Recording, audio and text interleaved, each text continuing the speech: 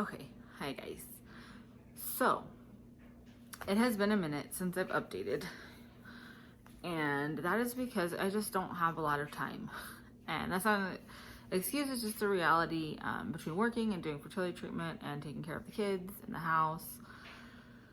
YouTube is more just like an outlet for me than a job.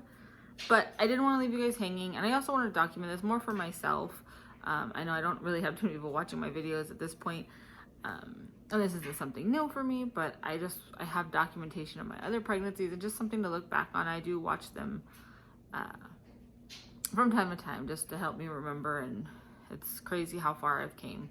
But anyways, all that to say, it has been a few months since I did my last video, which was all about my stimming. Stimming went great. I did my retrieval October 26th.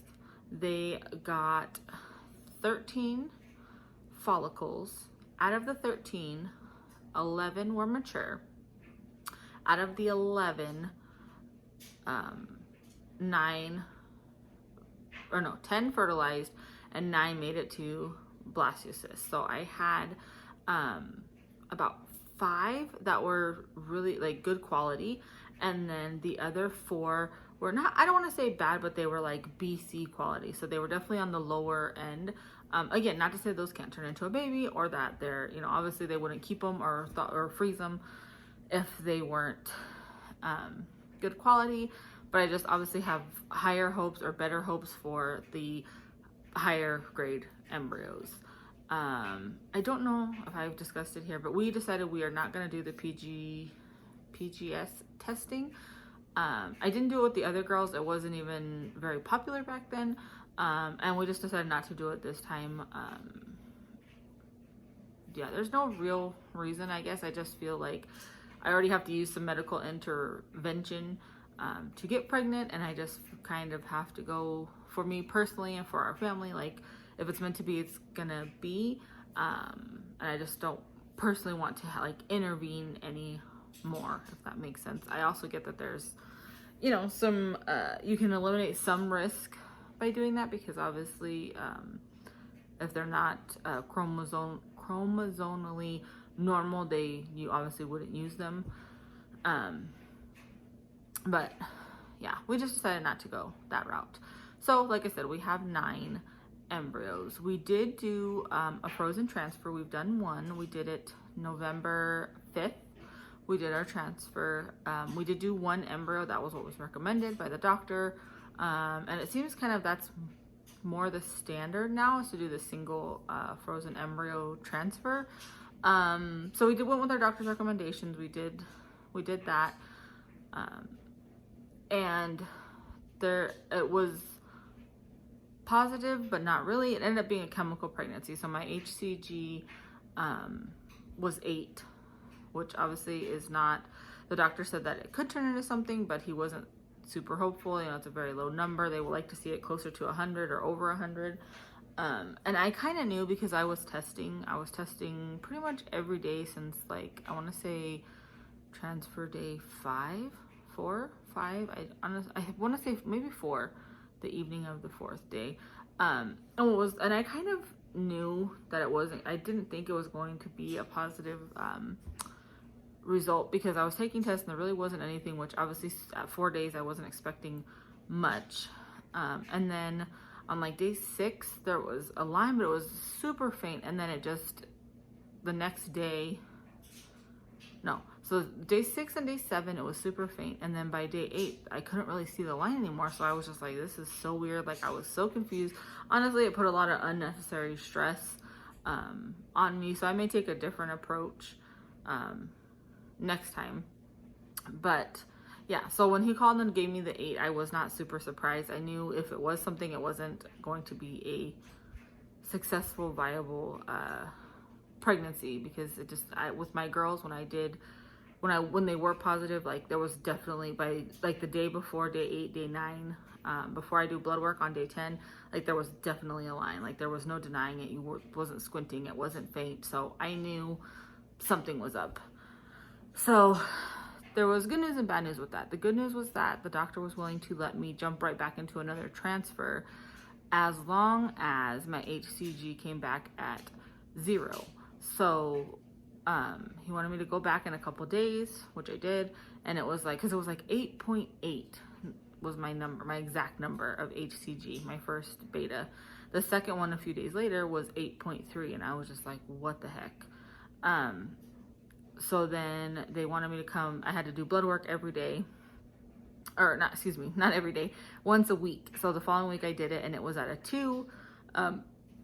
Excuse me. So I was getting a little worried, but it did drop significantly, and so I had one more week that I had to do blood work, and I also had to have my cycle. Like, all these things had to line up, and I was definitely a little nervous that it wasn't going to work out, because we're definitely pushing it time-wise, because my clinic does close the last week of the year. They don't do any kind of transfers or retrievals or anything. The doctor takes that week off. And then obviously Christmas, they were closed. I want to say Thursday and Friday they're closed for those 2 days. So it was just like, I basically had to have my cycle by December 3rd in order to do a transfer on the 23rd. And that was like the cutoff for the end of the year. And I was really trying to do another transfer. One, because obviously I really want to be pregnant, but also I've met my deductible for the year for insurance reasons, and it's a lot more expensive, or it will be a lot more expensive come January, and I just don't know that that's something we can afford. We've already put a lot of our finances towards this for the better part of a year now, and so if this doesn't happen for us, I don't know what the future holds. I don't know. I mean, obviously we'll have our embryos and we can freeze them. There's just so many things. Finances is part of it. Like, we are a large family. We are a family of 6 as it is now. And we've kind of put a lot of things on hold, like big family trips and traveling. And I just feel like I can't, as much as I want this baby and my husband wants this baby, and honestly our girls want the baby, I don't know how much we can continue to put other things on the back burner.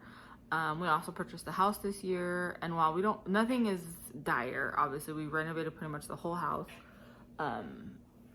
as far as like flooring and paint, but there's things, like we need some new appliances. There's just other things that, we probably should be focusing on, and obviously all our focus has been on trying to have a baby, and I just don't know. I don't know how long and how much I can take, the family can take, my husband can take. We've already agreed if this transfer does not work, which I don't think it will. I'm so confident.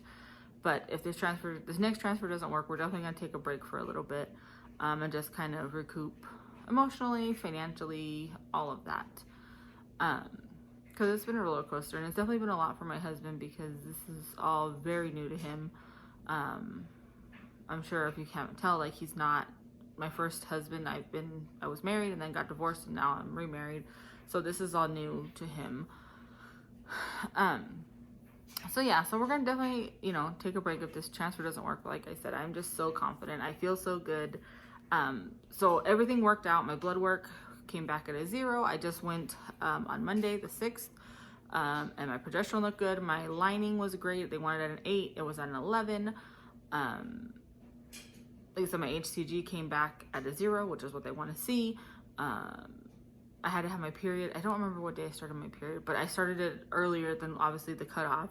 So because of that, they were able to do my transfer. My transfer is actually going to be next week, next Monday, the 13th, December 13th, which is super exciting because that's my husband's lucky number. So I just feel like things are kind of lining up for us. I was so nervous that things weren't going to fall into place and my numbers weren't going to be, the HCG wasn't going to drop, like all these things, and everything has worked out so smoothly and with time to spare. Like I said, and being able to be scheduled on the 13th, which is his lucky number. We also decided we are going to transfer 2 embryos this time, which I'm super excited about. I honestly felt in my heart that we should have did 2 last transfer, but I trust my doctor. I don't think he would lead me down the wrong path, and he honestly still recommends only transferring 1, but he's willing to do 2, up to 2, especially because of my age, because I am 36, so 2 is not a problem. He's okay with doing 2. We just have to sign paperwork, basically understand that we're taking a risk and there's a higher chance of multiples. which I understand. And I mean, with my girls, I've always transferred two. This was the first transfer. I've only done one embryo. So yeah, I am just, everything's just working out. Like I said, we're doing two. It's on the 13th, which is my husband's lucky number. Honestly, during the week, I think is a little bit easier because I can just kind of rest. I do have to work, but I work a desk job, so I'm able to sit. I'm going to take that day off. Obviously, I'm on bed rest, but the rest of the week, I really am just going to be hanging out and working, sitting, taking it easy. Whereas on the weekends, we tend to be we're busier. We've got things to do. We're cleaning and doing all those things. So I think that it'll be good to do it on a weekday. Also with that, I will be able to do my beta test on the 23rd, which is super exciting because I'll get that number and hopefully, you know, it's that good solid number, and I'm hoping we can surprise the kids on Christmas morning.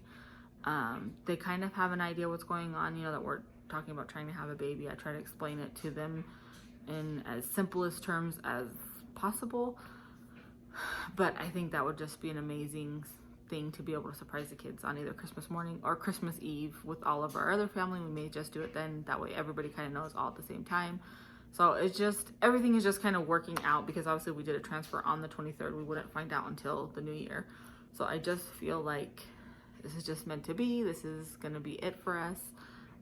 This transfer is going to work. But yeah, I'm just feeling all the positive Christmas vibes. I love Christmas. It's my favorite time of year. So to be able to be pregnant for Christmas or find out that I'm pregnant right at Christmas would just be amazing. It would just be a great, great way to end this year because this year has been a little crazy for us. But yeah, so I don't have too much more to update, so I'll kind of get off of here because I'm just rambling. But yeah, so that's kind of where we're at. We did a transfer. Single embryo was a chemical pregnancy. Doing another transfer December 13th. 2 embryos, and we are positive and hopeful, and I am wishing all of you other ladies out there who are doing transfers or getting started on your journey lots and lots of luck and baby dust, and don't lose hope, don't give up, you know, keep fighting for what you really want because it will happen. It will happen for you. So yeah, we just got to keep on keeping on. Like I said, I will probably come on. I don't know if I'll do an update with testing. Maybe not.